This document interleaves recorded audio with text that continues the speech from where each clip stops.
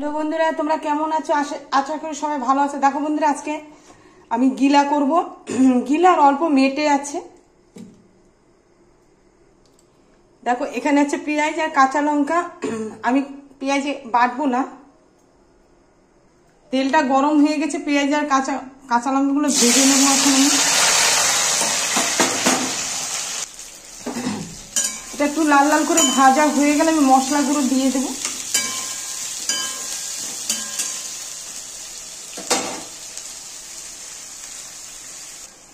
দেখো পেঁয়াজটা একটু লাল লাল ভাজা হয়ে গেছে। আমি এটার ভিতরে একটু লঙ্কার গুঁড়ো দিয়ে দেবো কালারটা ভালো আসার জন্য।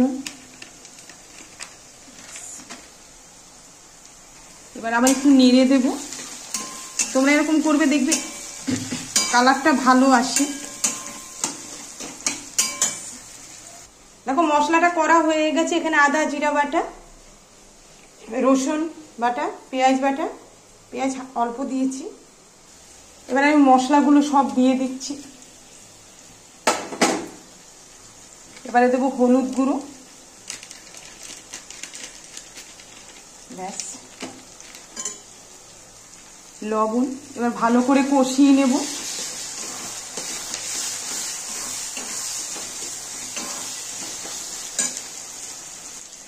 দেখো এবার একটু আমি জল দিয়ে দেব, জল দিয়ে কষিয়ে নেব। দেখো মশলা কষানো হয়ে গেছে।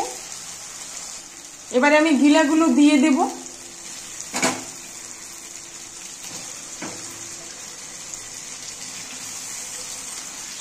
দেখো এবার একটু নেড়ে দেব। এখানে 1.5 কেজির মতো গিলা আছে, মেটেও আছে এটার সাথে একটু। আচ্ছা তাহলে তোমরা দেখতে থাকো। দেখো বন্ধুরা, আবার একটু নেড়ে দেব। এখনো কষানো হয়নি, অনেকটা টাইম লাগবে।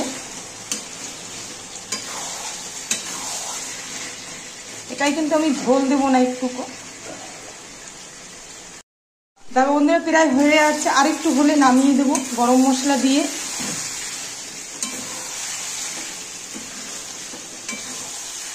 আর একটু কষানো হবে।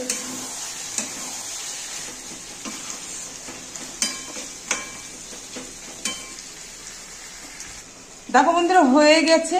এবার আমি একটু গরম মশলা দেব, ব্যাস অল্পই দেব, বেশি দেব না। এবার আবার একটু নেড়ে দেব। দেখো হয়ে গেছে,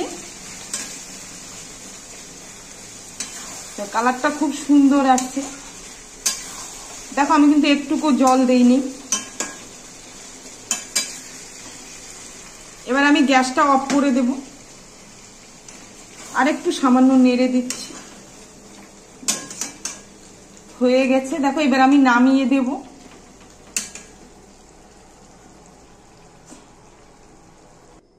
দেখো বন্ধুরা আমি নামিয়ে দিয়েছি।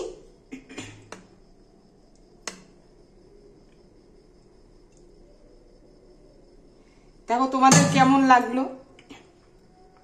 দেখো বন্ধুরা, তোমাদের যদি ভালো লাগে লাইক শেয়ার কমেন্ট করো,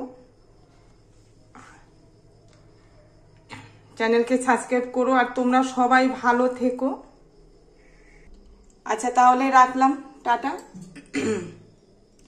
আর তোমরা একবার ট্রাই করে দেখবে, খুবই ভালো হয় খেতে।